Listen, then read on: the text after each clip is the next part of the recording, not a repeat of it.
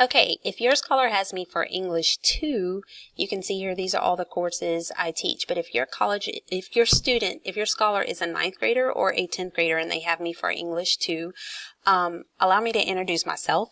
I've been teaching here at YMLA for about 6 or 7 years now, I think.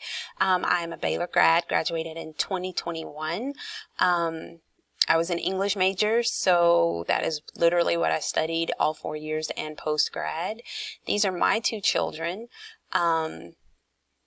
I love literature. I love reading. I love the analysis of humanity.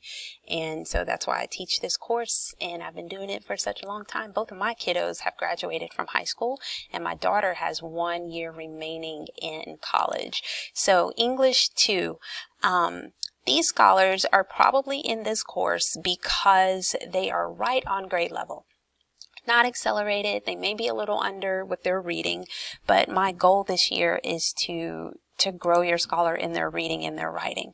We have a Google Classroom. This is our Google Class code, and I can also invite parents, so you should be invited to this Google Classroom as your scholar is in this Google Classroom.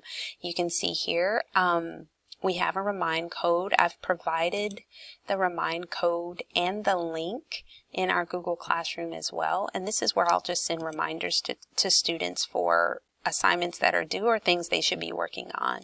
We do a lot of reading and writing in this class. As you can see, these are some of the documents they work on. They also do a lot of collaboration. So as you can see, this has 2 students' names on it, and they often are working on the exact same document, pulling quotes and reading information. So ask your scholar if they think Google is evil or if they believe that television has in fact heisted our imagination. They'll understand what all that means. But every day we will read and analyze what we're reading. I show them paragraph by paragraph how to annotate and point out words that are important, significant, that can change the meaning of a paragraph. Their goal this year is to pass the English 2 exam, and they have to do that writing an essay. So I like for them to read a lot of examples of persuasive essays so that they know how to manipulate their audience, and that's what we talk about, manipulation and being able to convince someone of something that maybe they wouldn't have thought about before. Just so you know, every day they have this one document that they can go to that shows them all of the things that we use frequently, the articles we've read, the quick writes we've done. You may also see that your scholar is in Vocabulary.com. I don't want to pull up any names here, but you can see Vocabulary.com is a resource we use a lot. They actually have to use the vocabulary they're learning from things that we're reading and things that they are exposed to write very specific kinds of sentences. So you may have heard your scholars talk about quill. This is where they actually do sentence practicing. So I am very big on making sure they know how to use these words correctly. Semicolons, however, conjunctive adverbs, moreover, otherwise, therefore, as a result of. So my job is to teach them how to make sure they're constructing sentences properly, because when they read an article like "Is Google Evil?" or is, teaching Shakespeare in prison. That's another article they've read, or The Great Imagination Heist. These are all persuasive articles they've read.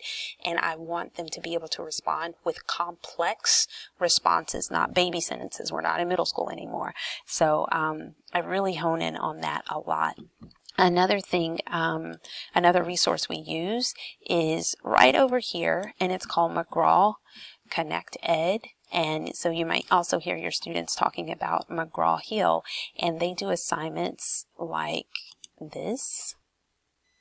This is the article they're going to be working on. We've already done the vocabulary for just kind of introducing it to them, but yeah, this is what they're working on. And as you can see the word count of this came out in 2016. So we try to do things that are relevant.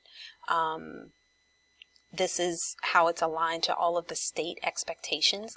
We've done the vocabulary, and the next thing they're going to do is they're going to read and annotate this based on what we've learned how to do. Find the author's claim.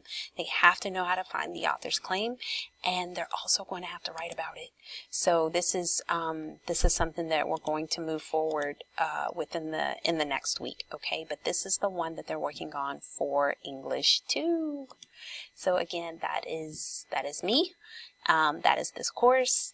And we also have our syllabus is always available on my website as far as the expectations. They do not have a notebook they have to have in this class. We pretty much do everything on the computer. I do hand out hard copies, physical copies, so that they can engage with those there. But you don't have to worry about this syllabus that's here, because what you're doing now will actually qualify for the submission of you recognizing this is the course they're in and any comments and questions you may or may not have. I'm happy to meet you if I get to meet you. If not, I hope I someday get to correspond with you concerning your scholar. I'm enjoying working with these guys a lot. They're fun, they're funny, they're smart, and we have a lot of engaging conversations. Thank you very much, and I hope to see you soon.